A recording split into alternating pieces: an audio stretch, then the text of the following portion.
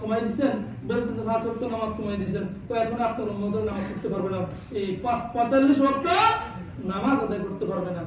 আবার যান, আবার গেছে, আবার 5 ওয়াক্ত নামাজ কমাই দিছে।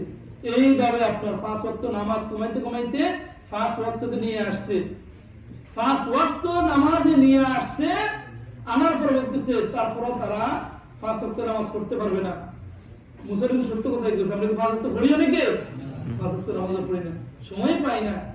মুসা বলতেছে আপনার উম্মতেরা 5 ওয়াক্ত নামাজ পড়ানোর সুযোগ পাবে না, সময় পাবে না, আপনি যাই আর কিছু নামাজ কমায় নিয়ে আসেন।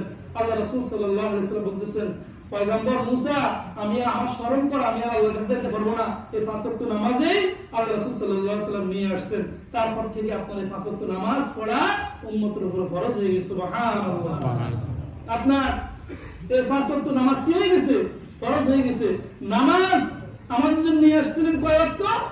50 ওয়াক্ত। আমরা 50 ওয়াক্ত পড়ার সুযোগ পাইতাম না, 5 ওয়াক্ত সুযোগ পাই না, 50 ওয়াক্ত কেমনে পাইতাম? আপনার তখন আল্লাহ সুবহানাহু ওয়া তাআলা বলেন, আল্লাহ তাআলা বলেন, ও আমার বন্ধু, আপনাকে আমি দাওয়াত করেছি জিবরাইলের মাধ্যমে, আপনি আমার কাছে আসছেন, আপনি জান্নাত দেখছেন, আপনি জাহান্নাম দেখছেন, আমি আপনাকে সব কিছু ঘুরাই দেখাইছি।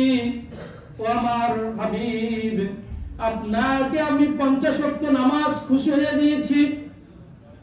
আপনি আমার কাছে বলে নামাজ তুমি 5 ওয়াক্ত নামাজে নিয়ে গেছেন, আপনার উম্মতরা সময় পাবে না বলে আপনি মনে রাখেন, আপনি সাক্ষী থাকেন, আপনার উম্মতরা যদি 5 ওয়াক্ত নামাজ জামাতের সহিত পড়ে, আমি রব্বুল আলামিন 50 ওয়াক্ত নামাজের সওয়াব দিয়ে দিব।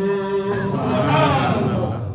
50 ওয়াক্ত নামাজের সওয়াব দিয়ে দিবেন যে ব্যক্তি 5 ওয়াক্ত নামাজ জামাতের সহিত পড়ে।